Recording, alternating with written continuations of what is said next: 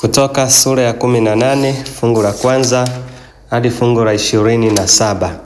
Basi Yethro, kuhani wa Midian, mkwewe Musa, alisikia habari ya mambo hayo yote Mungu aliyokuwa amemtendea Musa na Waisraeli watu wake, jinsi Bwana alivyowaleta Israeli watoke Misri.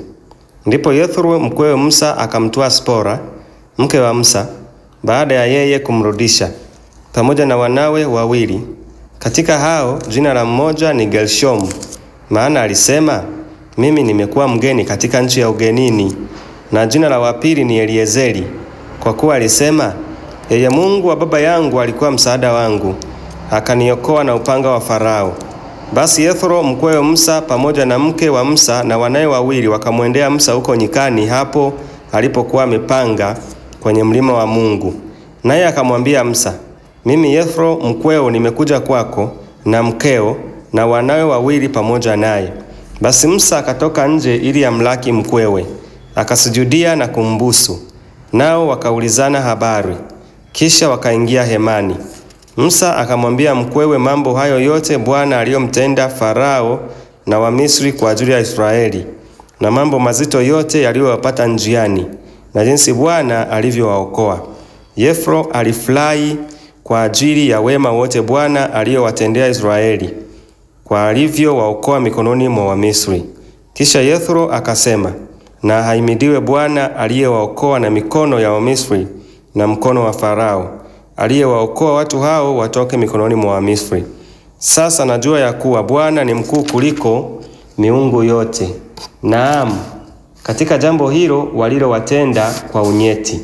Yethro mkwewe Musa akamletea Mungu sadaka ya kuteketezwa na dhabihu, na Harun akaja na wazee wote wa Israeli wale chakula pamoja na mkwewe Musa mbele za Mungu. Asubuhi yake Musa akaketi ili awapishie hukumu watu, na hao watu wakasimama kumzunguka Musa tangu asubuhi hata jioni. Mkwewe Musa alipoyaona yote aliyowafanyia watu, akasema, ni jambo gani hilo uwatendealo hao watu? Kwani wewe kuketi hapo peke yako na watu wote kusimama kwako tangu asubuhi hata jioni? Musa akamwambia mkwewe, ni kwa sababu watu unijia mimi wapate kumuuliza Mungu, wakiwa na neno unijilia, nami naamua kati ya mtu na mwenziwe, nami nawajuvisha amri za Mungu na sheria zake. Mkwewe Musa akamwambia, jambo hili ufanyalo si jema, huna budi utadhoofika wewe na hawa watu walio pamoja nawe pia, maana jambo hili ni zito mno kwako, huwezi wewe kulitenda peke yako. Sikiza sasa neno langu, nitakupa shauri, na Mungu nawe pamoja nawe. Uwe wewe kwa ajili ya watu mbele ya Mungu, nawe umletee Mungu maneno yao. Nawe utawafundisha zile amri na sheria, nawe utawaonyesha njia ambayo inawapasa kuiendea, na kazi ambayo inawapasa kuifanya. Zaidi ya hayo utajipatia katika watu hawa walio na uwezo, wenye kumcha Mungu, watu wa kweli, wenye kuchukia mapato ya udhalimu, ukawaweka juu yao, wawe wakuu wa 1000 na wakuu wa 100 na wakuu wa 50 na wakuu wa 10. Nao wawaamue watu hawa siku zote. Kisha kila neno lililo kubwa watakuletea wewe, lakini kila neno dogo wataliamua wenyewe. Basi kwako wewe mwenyewe utapata nafasi zaidi, nao watauchukua huo mzigo pamoja nawe. Kwamba utafanya jambo hili, na Mungu akikuagiza hivyo, basi utaweza kusimama wewe na watu hawa wote, nao watakwenda mahali pao kwa amani. Basi Musa akasikiza neno la mkwewe, akayafanya yote aliyokuwa amemwambia.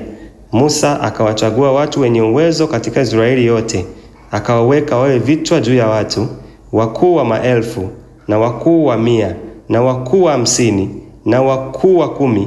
Nao wakawaamua watu siku zote. Mashauri magumu wakamletea Musa, lakini kila neno dogo waliliamua wenyewe. Kisha Musa akaagana na mkwewe, naye akaenda zake mpaka nchi yake mwenyewe.